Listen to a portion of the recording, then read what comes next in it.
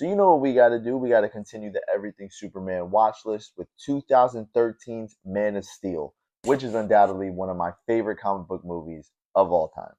Directed by Zack Snyder, who at the time was known for Dawn of the Dead, 300, and Watchmen, Man of Steel explores the idea of what it would be like if a being like Superman, who's played by the globally loved and heavily done dirty Henry Cavill, actually existed in the real world. While Kal-El struggles to find his purpose in life, the perfectly casted Michael Shannon's menacing General Zod comes to Earth in search of the Codex, which is the key to recreating Krypton, bringing him to blows with Clark Kent's alter ego. Steel came by way of lightning in a bottle when David Goyer, the writer of the Dark Knight trilogy, pitched the story to Christopher Nolan, who opted instead to produce the film. Nolan then pitched directing duties to Zack Snyder, and the rest was history.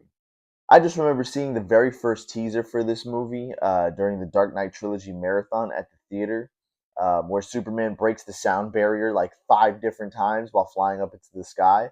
But little did I know just how utterly mind blown I would be to see Zack Snyder's epic handling of the most iconic character in comics.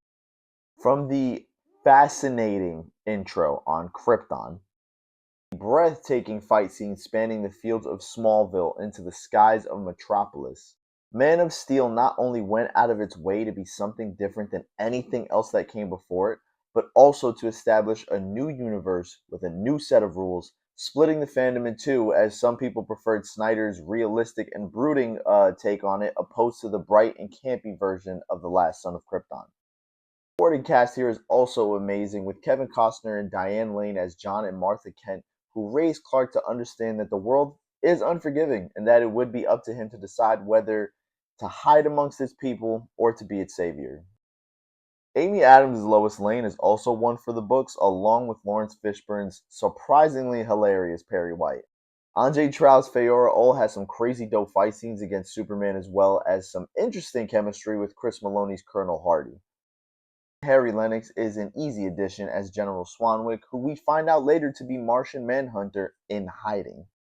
Although I have heard complaints that there is simply too much destruction and carnage in a Superman movie, what do you really expect when two godlike creatures are battling it out?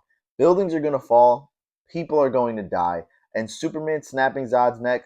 Inevitable. Zod was never going to stop, and we got to see this version of Superman learn the true value of life, albeit by taking one himself. Jonathan's death could have been better, but we're not going to get into that right now. But that's all I got for you guys today. Leave a comment to let me know what you think of Man of Steel and whether it is one of your favorite comic book movies or your least favorite comic book movie.